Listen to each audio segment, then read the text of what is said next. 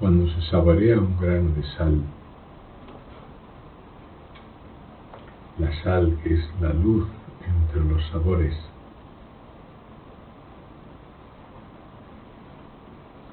ocurre un hecho extraordinario.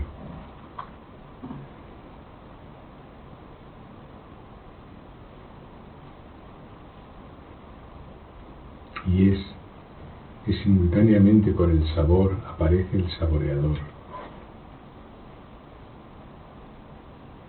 El sabor es algo tangible, material, es una sensación.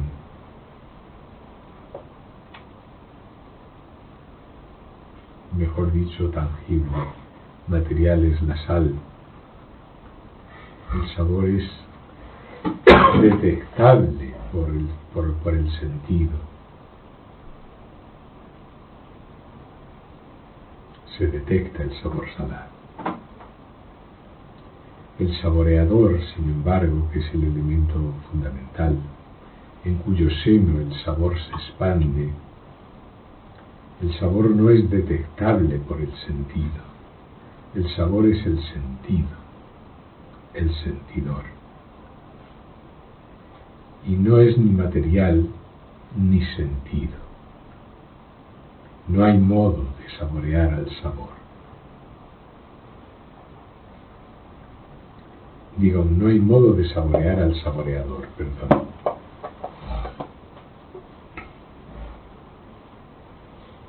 El saboreador saborea todo, pero no hay modo de saborearle. Él no es saboreado por nada.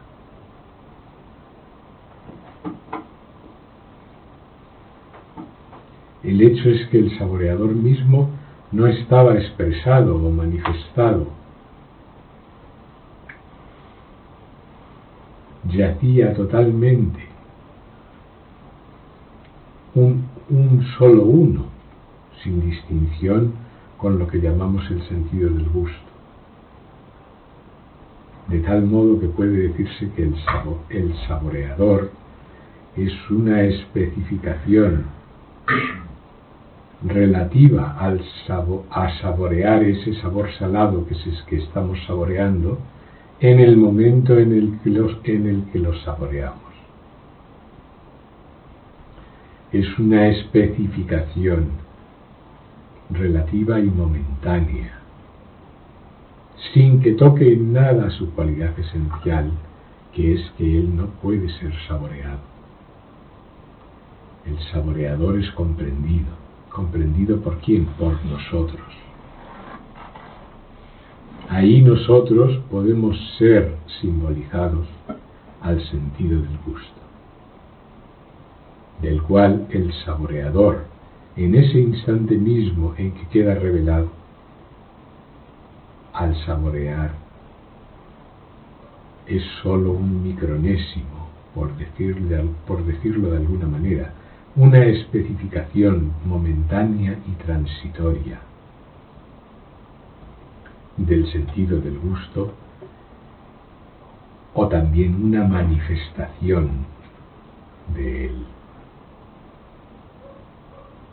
Sin esa saboreación el sentido del gusto no está manifestado, y entonces no tiene rastro,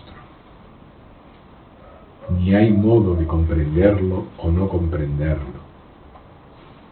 Está más allá de la comprensión. Sin embargo, está. El sentido del gusto siempre está. Es nuestra experiencia.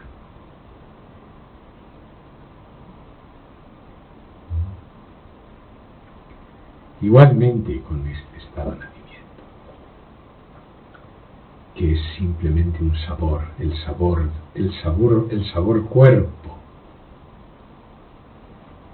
el sabor mundo, que es exactamente como sabor salado. En el momento en que el estado de nacimiento apareció, que es como depositar un grano de sal, el saboreador de este estado de nacimiento, que es el espíritu interno,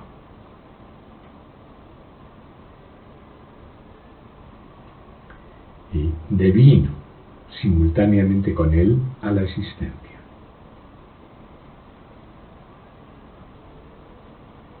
este espíritu interno, este saboreador en nosotros del estado de nacimiento, es una especificación transitoria, lo que dure el estado de nacimiento del supremo espíritu, por decirlo de alguna manera, del estado absoluto detrás de todo, de lo que nosotros somos en realidad.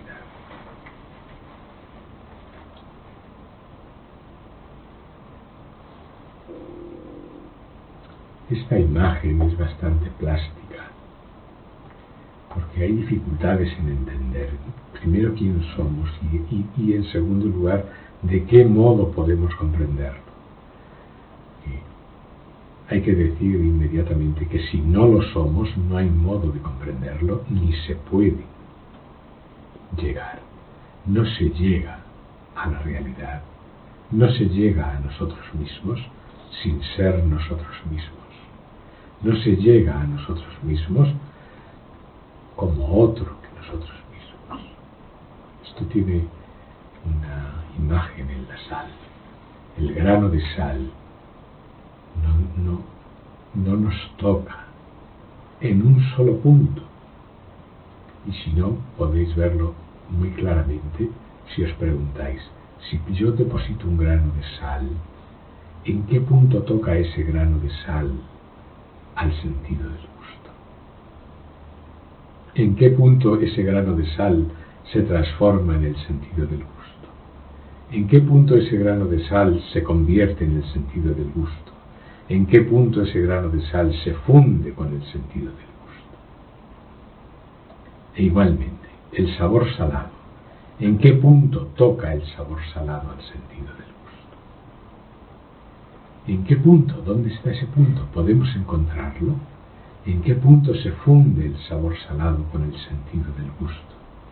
¿En qué punto se transforma el sabor salado con el sentido del gusto? No hay el menor contacto. Ni el grano de sal, ni el sabor salado, ni la saliva disuelta con la sal, nada de todo eso que es propiamente material, propiamente grosero, toca jamás al sentido del gusto. Y sin embargo, el sentido del gusto, que no es grosero ni material, que no es tocado por la solución salina, que no es tocado por el sabor salado, saborea. Y al saborear queda en evidencia dos cosas. Quedan reveladas dos cosas. Quedan patentes. Son conocidas dos cosas. Primero, que el sabor salado no estaba. Y segundo, que nosotros sabemos lo que es antes de que el sabor salado se produzca. Nosotros podemos saber exactamente que el sentido del gusto está exento de todo sabor siempre. ¿Qué significa exento de todo sabor? Que no hay en el sentido del gusto ningún sabor predominante o que lo llene todo de una vez por todas y para siempre. El sentido del gusto está siempre limpio, sin tinte, sin ningún color, sin ningún sabor, exento, limpio. Podemos seguir la investigación también y preguntarnos en qué es diferente el sentido del gusto en mí a como yo puedo concebirlo en Adán, el padre supuestamente de los hombres. Si depositan en su lengua un grano de sal, ¿a qué le sabe a Adán? ¿Cómo reacciona ese sentido del gusto en él? ¿Es diferente que en mí? Y si le ponen un grano de sal en la boca de Dios, ¿a qué le sabe? ¿Es diferente que en mí? Entonces, ¿qué puedo yo deducir o concluir de ello? ¿Es diferente el sentido del gusto en mí al sentido del gusto en Dios? ¿O es el mismo sentido del gusto sin nombre, ni peculiaridad, ni particularidad, ni forma alguna?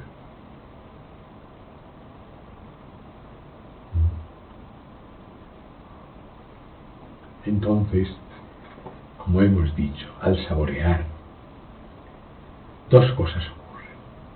El sentido del gusto está en estado de reposo, idéntico a sí mismo. Lo que dura es el tiempo del sabor, la saboreación. El sentido del gusto no. El sentido del gusto no es afectado por el tiempo. Lo que ocupa un espacio es la sensación salado. El sentido del gusto no ocupa ningún espacio, no está sujeto al espacio. El sentido del gusto es más allá del tiempo y del espacio, y sin embargo es nosotros.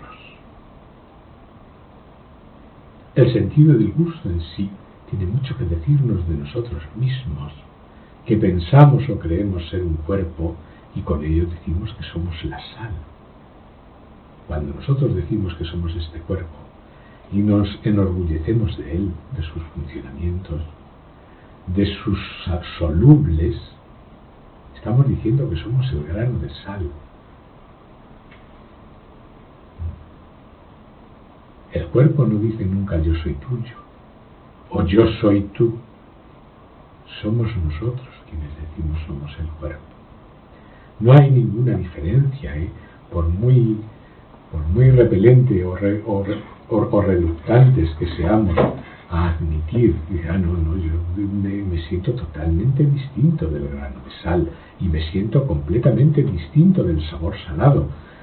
Puedo admitir que soy el saboreador y lo veo, es decir, veo que cuando el grano de sal se deposita en la lengua, de manera inmediata, sin que transcurra tiempo, sin que opere ningún conocimiento de poner en funcionamiento ningún órgano, sin que opere ninguna ciencia, una sensación lo invade todo, una sensación explosiva, solar, como luz, el sabor salado. ¿Dónde se desarrolla todo eso? En nosotros, no fuera de nosotros, sino en nosotros. Y entonces nosotros podemos distinguir claramente, no somos el grano de sal, no somos la saliva que lo disuelve, no somos la lengua que lo recibe, no somos el sabor salado que se produce.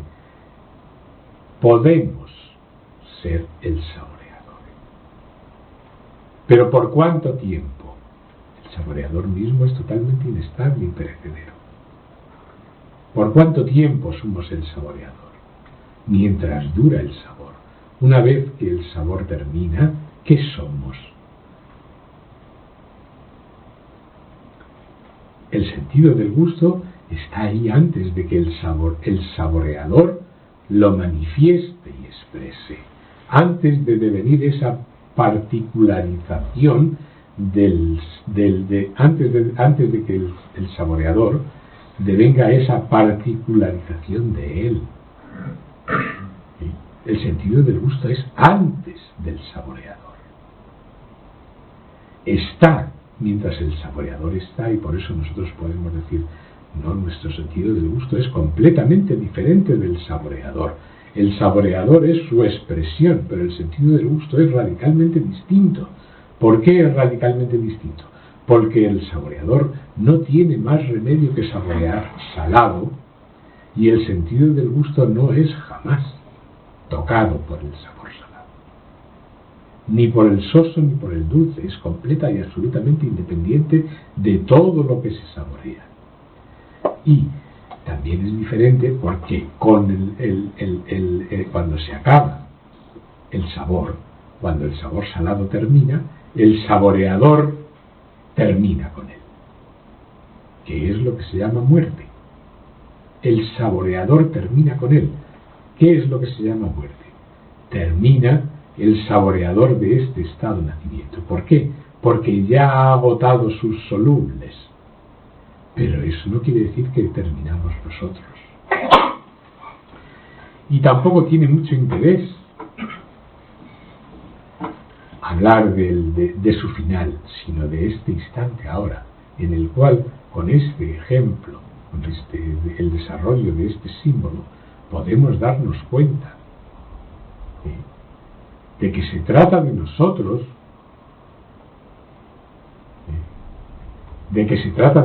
toda esta ciencia espiritual, que es una ciencia porque es rigurosa, no es una fantasía, no estamos fantaseando. Saborear salado, saborear dulce, saborear es una operación que se hace continua e incesantemente. Y sin embargo, seguimos poco el hilo, o nada, nos quedamos en la sensación. ¡Qué sensación tan placentera! Que no se acabe nunca, cuando sabemos con toda certeza que esa sensación no estaba. Que esa sensación es semejante a saborear un micronésimo de sal, que va a desaparecer, y con ella también el saboreador de ella, pero eso no nos afecta. Por eso decíamos el miércoles, y se insiste hoy, en que lo fundamental en toda ciencia espiritual es uno mismo, que es uno mismo el que se tiene que coger a sí mismo, como dice el dicho, por los cuernos, con toda la fuerza y con todo el poder del que sea capaz, y decir, se trata de mí. No se trata de que yo lea libros, no se trata de que yo me vista con vestiduras de otros, no se trata de que a mí me digan todo lo que tengo que saber. Se trata de que si se produce un sabor aquí, a mí nadie me da saboreado el sabor salado. Y a mí nadie me da el saboreador del sabor salado y me lo coloca. Y a mí nadie me da el sentido del gusto y me lo coloca. Eso está en mí. Eso es mí mismo. La realidad es mí mismo y tengo que averiguar por mí mismo de qué se trata para estar totalmente en paz y en contento completo. No puedo estar contento si yo soy adicto al sabor salado, porque estaré temeroso de que acabe. No puedo estar contento si soy adicto a la sensación, no puedo estar contento si soy adicto al mundo, no puedo estar contento si soy adicto al cuerpo, si soy adicto a los pensamientos, si soy adicto a las sensaciones. No puedo estar contento nunca, jamás, porque lo quiera o yo no lo quiera. Yo sé que eso termina. Y al saber que eso termina, sé dos cosas: que eso no estaba y que va a volver a no estar. Y al mismo tiempo que no se trata de mí, porque si sé que no estaba, es que sé que yo sí estaba. Y no me lo puedo negar por más que quiera. Es de lógica absoluta e irrefutable. Si yo sé que este mundo no estaba, es que sé que yo sí estaba, porque si no, ¿quién ha presenciado? ¿Quién ha sentido la primera saboreación? ¿Quién ha sentido la primera saboreación? Ella a mí. Me ha sentido a mí la primera saboreación, la primera sensación a vida, la primera sensación tenida, sea de la naturaleza que sea. ¿Me ha sentido ella a mí o estaba yo ahí ya para sentirla? Ese es el modo de pensar correcto. Este mundo me ha sentido a mí, ¿me está sintiendo él a mí? ¿O estoy sintiéndole yo? ¿Y qué ocurre mientras le siento? Lo que ocurre mientras le siento es que un infinitésimo micronesimal de mí mismo está deviniendo el sentidor de este mundo. ¿Y qué es este mundo? El estado de vigilia, y el estado de sueño con sueños, y el sueño profundo. Eso es este mundo, eso está siendo sentido, y al ser sentido revela esas dos cosas: que no estaba, y que yo, que sé que ello no estaba, sí que estaba. Por supuesto, no estaba en forma de cuerpo, porque yo no soy el cuerpo, ni estaba en forma de mente porque yo no soy la mente, ni estaba en forma de sensación porque no soy la sensación, ni estaba en forma de vigilia porque no soy la vigilia, ni estaba en forma de sueño con sueños porque no soy el sueño con sueños, ni estaba en forma de sueño profundo porque no soy el sueño profundo, ni estaba en forma de conocimiento de que esto no estaba porque yo no soy el conocimiento. Pero por supuesto estaba. Ahora, si espero encontrarme a mí mismo en ese antes, con este aspecto que veo en el espejo, pues la demencia es mía.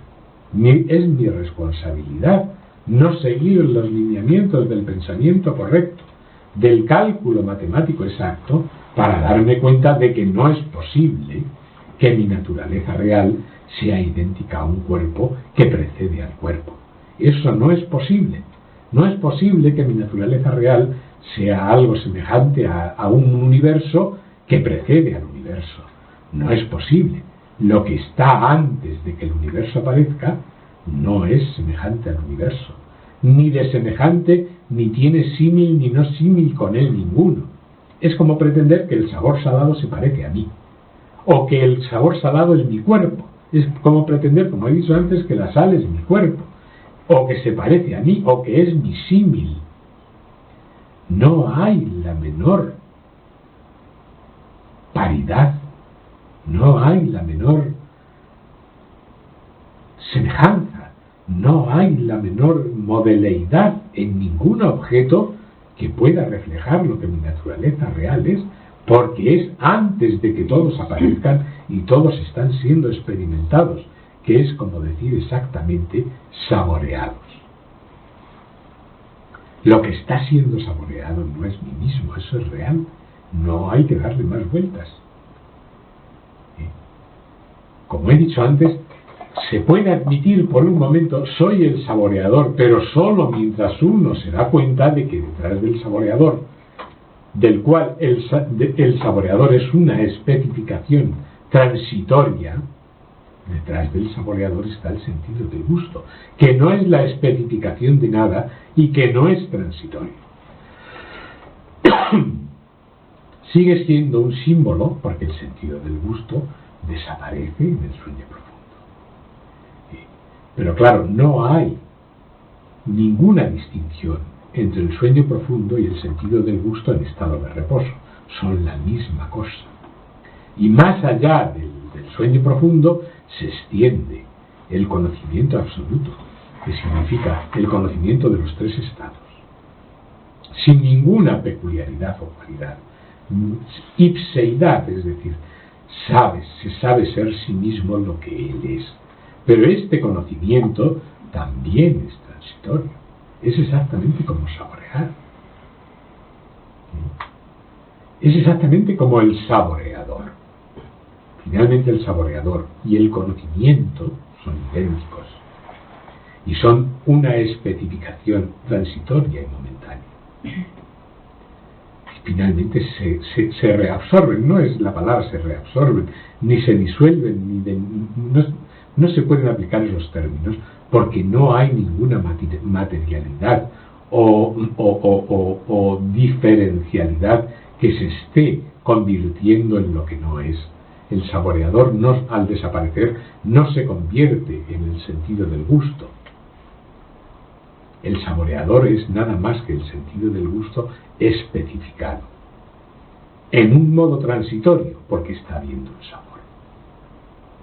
Pues igual, si lo trasladamos al hecho fundamental, nuestra naturaleza real es antes de todo. Antes significa antes, pero significa también está siempre, es eterna. Porque para estar antes tiene que estar. Nosotros, cuando consideramos que somos el grano de sal o el cuerpo, pensamos que el universo existe siempre y que nosotros somos una fracción de él, una fracción material. Pero eso no es así. El universo no es nada más que un sabor, el sabor material, el sabor grosero, el sabor de la vigilia, el sabor del sueño con sueños, el sabor del sueño profundo, y no hay ningún otro universo. Es un sabor, un grano de sal, un micronésimo infinitesimal de sabor. Ni afecta, ni toca, ni se convierte nunca en eso que lo saborea. Eso que lo saborea es antes. Y para saber qué es antes, uno tiene que ser eso. Uno es eso. Uno mismo es eso. Antes de todo. Si no, no puede empezar a saborear. Si no está ahí antes, no puede empezar a saborear. Y, por supuesto, para ese antes, saborear o no saborear es completa y absolutamente indiferente. Si uno comprende cómo es debido, se da cuenta que es así. Y en eso reside su contento. Su contento no significa que está contento por hechos, porque le van bien los negocios, porque siente en condiciones, porque no le faltan sensaciones, porque no le falta esto o aquello, no. Contento significa conoce su verdadera naturaleza real. Y porque conoce su verdadera naturaleza real, ha terminado, ha cesado, ha acabado toda inquietud, toda preocupación, toda angustia. Todo eso ha terminado, porque todo eso está solo vinculado a la creencia ciega de que uno es el cuerpo. Y como uno no es el cuerpo y sabe que el cuerpo está en transición continua, que el cuerpo nunca es el mismo y que el cuerpo va a desaparecer, como uno lo sabe, pues está muy inquieto, porque cifra en ello toda su realidad. Cuando es uno mismo, toda la realidad del cuerpo, si es que tiene alguna, es que está siendo saboreado, nada más. Un grano de sal se disuelve, cesa el sabor, y el grano de sal no pide volver a ser el que fue. No pide nunca, ni nos denuncia por haberse disuelto y haber acabado de emitir sus solubles. Esa es la cuestión. Por eso decía el otro día, si uno no se toma en serio a sí mismo, con una completa seriedad, y no es, al decir seriedad no significa, es decir, seriedad significa tener las cosas claras y admitir que son verdaderas. Desde ese momento, toda resistencia, toda rebeldía, todo eso cesa por completo, es decir, no tiene ningún sentido cuando uno comprende que algo es verdad. Y además sabe que se trata de uno mismo, no tiene ningún sentido la rebelión, ni la rebeldía, ni la resistencia, porque ¿a qué va a resistir? ¿Contra qué se va a rebelar? ¿Contra uno mismo? ¿Contra la verdad de uno mismo? Eso es una imposibilidad. La verdad se impone sola. Lo que nos falta a veces es claridad, recto pensamiento, seguir los símbolos, el hilo de los símbolos hasta su fin, como el sabor salado, que es clarísimo, llega hasta su fin. No es necesario leer todos los libros del mundo, porque es el saber de otros, sino leerse a uno. Pero para eso es posible que sea necesario aprender el ABC y a escribir con palotes. Por eso aquí se han recomendado algunos libros que hacen distinciones muy claras entre lo que es el trigo y la paja, para que no nos andemos por las ramas. En este símbolo del sabor salado está encerrado todo. Pero la mente no para de pensar. Lo olvida. Como algunos me dicen, es que claro, yo cuando te escucho todo se entiende, pero salgo por la puerta y todo se olvida. ¿Por qué? Porque no ha habido trabajo. Es decir, un niño cuando va a la escuela le enseñan a hacer la O con un canuto. Llegará a ser premio Nobel, no hay duda, pero de hacer la O con un canuto no le libra a nadie, porque si no, no aprenderá a hacer la O. y no podrá llegar a ser premio Nobel. Pues igual en la ciencia espiritual hay que aprender los principios, porque son lo único sólido y estable para hacer la discriminación, y empezar desde lo más bajo al mismo tiempo que uno se aplica a lo más alto. Eso sí, si uno empieza a leer los libros sin ninguna guía y sin ningún consejo, terminará enloquecido.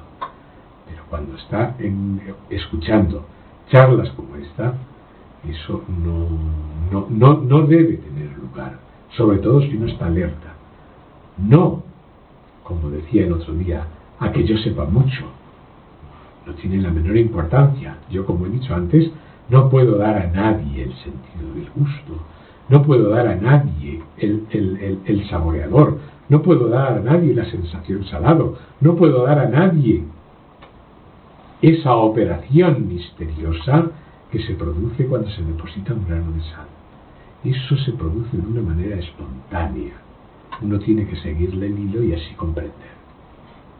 Eso no puedo dárselo a nadie. En todo caso, puedo seguir sus pasos, un poco como se ha hecho, para poner de manifiesto aspectos que quizás no se tengan en cuenta, y así llegar a donde se pretende, a la fuente, al origen.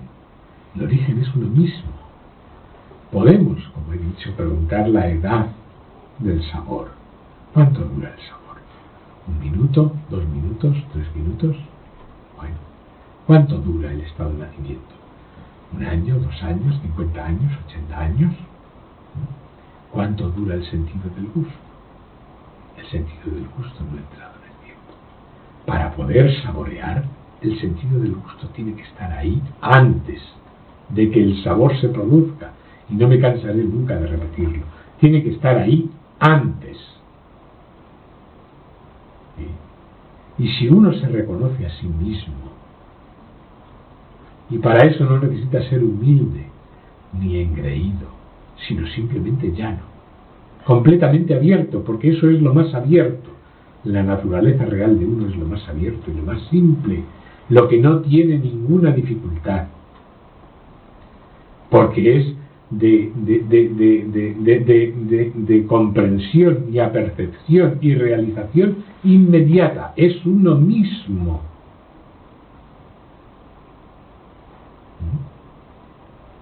Cuando eso es tan simple, no podemos complicarlo de manera arbitraria. Puesto que eso es un don gratuito, y es decir mucho, porque no hay ningún don ni ninguna gratuidad, sino que es mismidad, es uno mismo. Pero puesto, vamos a decirlo así, puesto que es un don gratuito, no es madre ni matriz de ningún orgullo, ni de ninguna humildad, ni de ninguna de todas esas cualidades completamente que solo surgen por la comparación en el estado de vigilia con otros supuestos seres que no existen. Porque en el estado de vigilia, y en el estado de sueño con sueños, y en el estado de sueño profundo, y en el estado del conocimiento, lo que está ocurriendo es la saboreación de un soluble. Y todos los seres que aparentemente nos rodean tienen un sabor peculiar. ¿Sí? El sabor padre, el sabor madre, el sabor abuelo, el sabor abuela, el sabor esposo, el sabor esposa, el sabor hijo, el sabor amor, el sabor enamorado, el sabor odiado, el sabor pueblo, el sabor nación, el sabor planeta, el sabor universo, el sabor... Todos son sabores, nombres de una solubilidad, de algo que está siendo saboreado y que no es nosotros nunca, que no se convierte en nosotros nunca y en lo cual jamás estamos atrapados. Es imposible que un grano de sal nos atrape y nos encierre en su salubridad. ¿Comprendéis? No es posible, estamos viéndolo todo al revés. Y digo, es que el sabor padre, mi padre, el sabor madre, mi madre, es un sabor queridísimo para mí. Le tengo adicción a mis hijos, le tengo adicción a mi familia, le tengo adicción a los pobres, le tengo adicción al Papa, le tengo adicción a Cristo, a la cruz, le tengo adicción. Todos son sabores. No hay ninguno más alto que otro. El sentido del gusto no niega a ningún sabor saborearle, ya sea la amargura más amarga o el dulzor más dulce. El sentido del gusto no niega a ninguno acogerle, los acoge a todos, pero al mismo tiempo está exento por completo de ellos. No tiene apego a ninguno. Es el apego y el que crea esa dependencia y el que nos hace devenir completamente objetivos, es decir, objetuales, un objeto. Porque claro, para tener un padre, una madre, o ser padre de hijos, o ser nieto, o ser patriota, uno tiene que ser un objeto en medio de un mundo completamente imaginario, lleno de objetos, en el cual a otros objetos uno los llama, como he dicho, padre, madre, hijos, vecinos, de calle, compatriotas o habitantes de la tierra. Otros objetos. ¿Y qué ha hecho uno con eso? Convertirse en un grano de sal. Ha admitido que uno es la sal, uno es la sal, uno es el cuerpo. Es mentira, es totalmente falso. Puede ser completamente rebatido, pero uno lo sostiene ahí simplemente por esa adicción ciega. Son objetos, son solubles, están siendo saboreados. Para ser saboreados, el sentido del gusto, nosotros, la realidad, tenemos que estar ahí antes. No se puede sentir nada, ni por padres, ni por esposo, ni por esposa, ni por hijos, ni por el rey, ni por la nación. No se puede sentir nada si uno no está ahí antes. ¿Sí? Esa es la cosa que hay que comprender.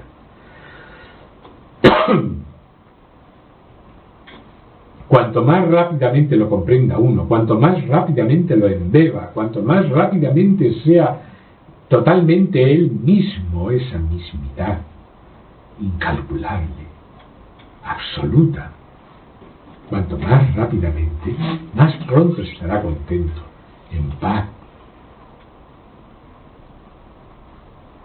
y completamente, como decía el otro día, los pilares o los principios de la comprensión son primero discriminación. ¿Qué es esto que estamos haciendo? Discriminar. Llegar a la conclusión de quién somos, aceptarla, realizarla, verificarla y estar absolutamente convencidos, de tal modo que jamás se vuelva de nuevo el calcetín, que en ningún momento nos volvamos a tomar por un cuerpo. Eso es discriminación. Y en segundo lugar, tratábamos el desapego o la renunciación, como dice Siddhartha Rameswar, que luego explica lo que decía el otro día, que significa apatía. ¿Qué significa apatía? La palabra apatía viene de una palabra griega que es pathos, que significa estar afectado. Por eso se usa en medicina con las colopatías, las neuropatías, que son órganos que no funcionan bien. Entonces la simpatía es que se comparte la pasión, porque patía, pathos es pasión, que se comparte la pasión. Y la apatía significa que no se comparte la pasión, que uno ya no está enfermo. Apatía significa eso, es decir, como dice Siddhartha Rameswar, el otro pilar, el primero discriminación y el segundo renunciación, que significa apatía. Quiere decir, uno ya no es tentado por las infinitas direcciones que tienen la dimensión del mundo grosero. Es decir, tentado significa, pues, le llaman de aquí, le solicitan de allá, le tal, y uno inmediatamente pierde, sale corriendo, como cuando se ve un espejismo, que parece que hay agua en medio de un desierto, pero no es nada más que un efecto del calor. Entonces todos los ciervos y demás animales sedientos van detrás de aquel agua.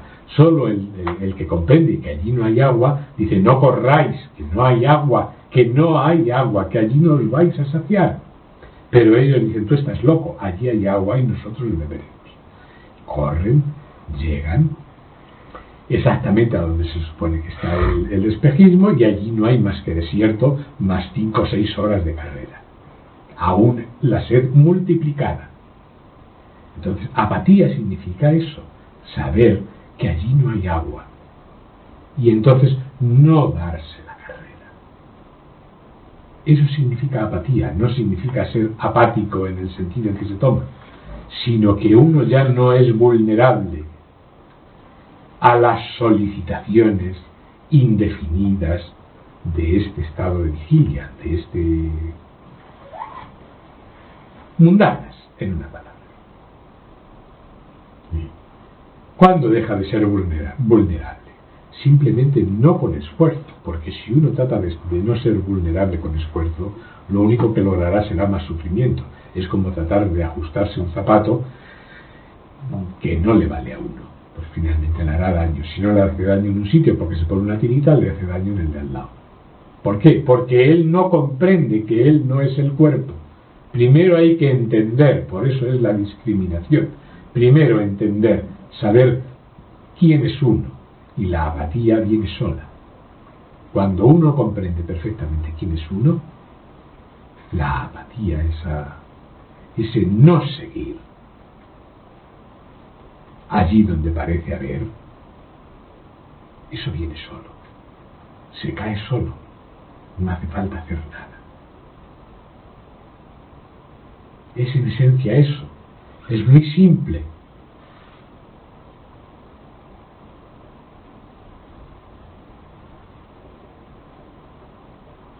Como he dicho antes,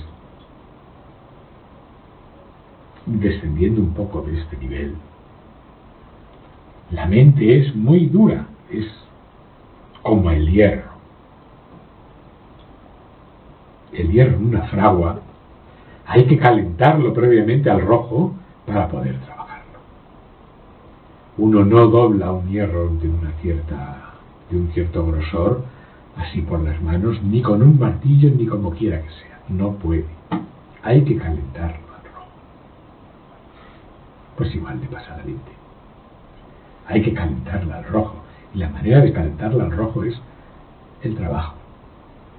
Primero querer. Porque si uno comprende que se trata de uno mismo, querrá. Y luego el trabajo. La insistencia, como decía Siddhartha Maharaj. Yo practico, sí, el yoga, toda mi vida, de la insistencia, del martillar una y otra vez sobre el hierro incandescente. Porque si no, la mente sigue sus derroteros, mintiendo, y su mentira es tan fascinante que uno la cree. Y sigue por esos caminitos por donde ha ido siempre, ya que ha hecho surco, buscando ese alivio completamente ficticio. Como he dicho, el sentido del gusto no niega a coger ninguna sensación, ningún sabor, no le niega al sabor amargo. Dios no, a ti no te saboreo porque es que cualquiera te soporta, a ninguno. El saboreador del estado de nacimiento no niega a ningún sabor saborearlo. Todos los sabores, sin excepción, revelan lo mismo.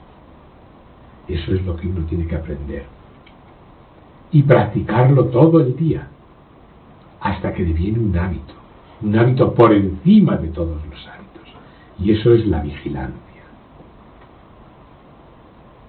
La vigilancia es eso.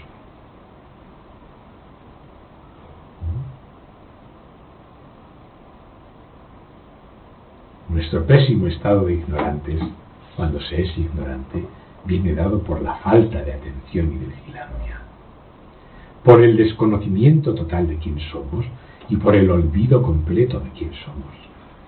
Y eso no solo se recupera a través de las palabras que se escuchan, se recupera con el esfuerzo de uno, sobre todo cuando uno ha dado crédito, ha dicho es verdad. Cuando es verdad, se acaba toda rebelión. Cuando uno asiente en su corazón, toda rebeldía se acaba.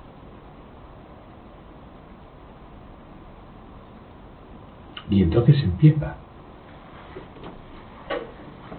un trabajo que va mucho más deprisa que el trabajo que hay mientras hay rebeldía. Que también se puede trabajar mientras hay rebelión, porque claro, la mente no le gusta escuchar ciertas cosas. ¿Por qué? Porque es adicta.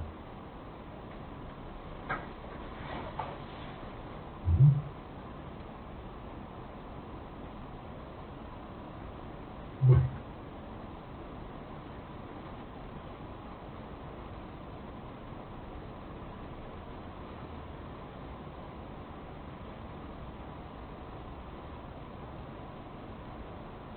Muy bien.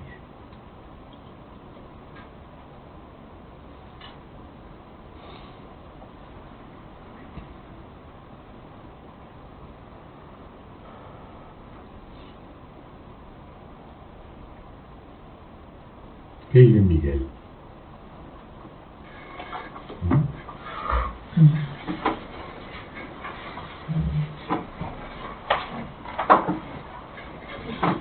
Sí, la O con un canuto. Sí.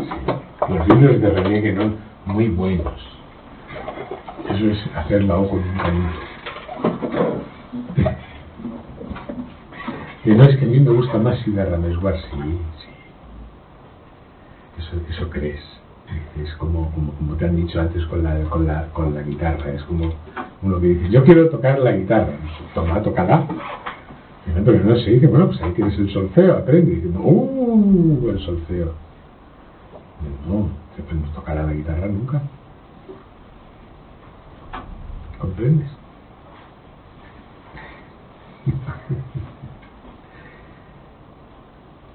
Sí, es muy simple, como acabo de decir. Cuando por encima de todos los hábitos está el hábito de la vigilancia. Entonces es lo más simple del mundo. Y entonces realmente uno comprende cómo, siendo tan simple, ha llevado tantos años comprender. Entonces lo comprende. Pero no, antes no. Y entonces comprende lo que es la apatía. Pero antes no. Antes la apatía le parece, no. Date cuenta que uno tiene, como hemos dicho aquí, escoras. Tiene escoras, se escora, tiene derivas. Se deriva continuamente hacia aquello que más le gusta. Entonces, ¿cómo me voy yo cómo voy yo a renunciar? Como dicen los sabios, renuncie usted a todos los deseos. ¿Cómo voy yo a renunciar? No. Es que eso no está bien comprendido. Es que no hay posibilidad ninguna de renunciar si no se discrimina antes y se comprende quién es uno. ¿Por qué? Porque eso de renunciar desde el individuo, desde alguien que no comprende, es siempre un motivo de orgullo y además es un motivo de hipocresía, porque el deseo no se va así como así, si uno no comprende que es completamente falso. ¿Comprendes? No se va. Si uno no comprende, los deseos no se van. Y los deseos son siempre selectivos. Siempre selectivos. Son tus deseos. Desde los más claros y manifiestos, de los cuales uno se enorgullece y muestra en público, a los que no quiere enseñar nunca porque serían el colmo de su vergüenza. Son sus deseos. Él los sabe. La mente está bien informada. No hace falta que se haga otra alusión. Entonces eso no puede perder su poder sobre ti si tú no sabes quién eres. Es imposible, porque están ahí precisamente porque tú no sabes quién eres. Nada más. Es muy sencillo renunciar a aquello a lo cual uno no le tiene adicción. ¿Verdad?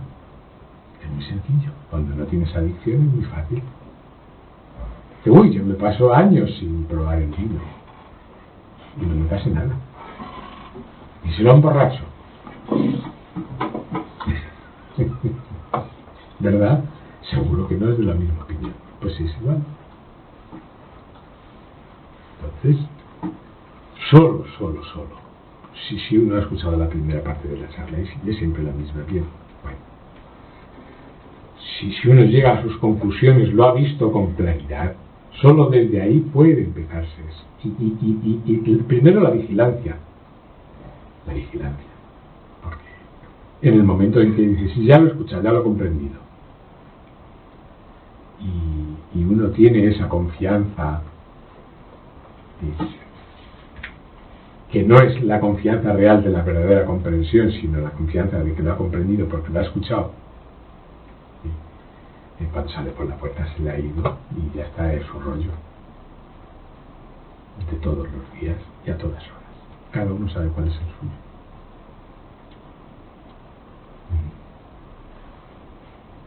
O como dice Siddhartha Rameswar, los 10 órganos de los sentidos, 5 de percepción y 5 de acción, son 10 fuerzas que actúan en direcciones contrarias y además contrapuestas. Es muy difícil dar placer a la vista, al oído, al olfato, al tacto y al gusto al mismo tiempo.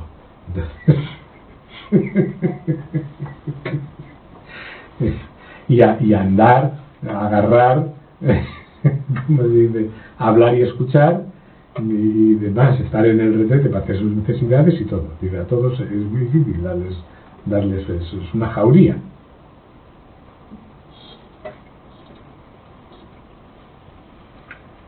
Que los deseos no son malos, que lo que es malo es la adicción. No es que sea mala en sí, sino que simboliza que uno no sabe, está totalmente olvidado de su naturaleza. No es que estemos diciendo que los deseos son malos. Los deseos lo único que le hacen a uno es tener la creencia firme de que él es el cuerpo, porque es a través del cuerpo por donde le viene la satisfacción de esas urgencias. Y entonces le necesita. Como dice Siddhartha Rameswar tan a menudo, dice como usted necesita un cuerpo, si se muere necesitando un cuerpo, no se preocupe que usted renace. Dice, en la India se considera que hay 84 millones de especies. Dice, todos hemos pasado por todas. Dice, lograr el nacimiento humano es una rara oportunidad, porque es desde el único desde el que se puede comprender. Pero si no comprende, volverá a pasar por los 84 millones de especies. Lo dice así, yo no ni lo... Es un símbolo, por supuesto. Dice, la fruta que se come usted ahora, dice, solo por haberle servido de alimento, ya está mereciendo un cuerpo humano. Dice, antes de tener usted un cuerpo humano, seguro que ha hecho muchos méritos, porque eso, un cuerpo humano no se logra así porque sí. Así que no los malgaste ahora. No los tire por la borda.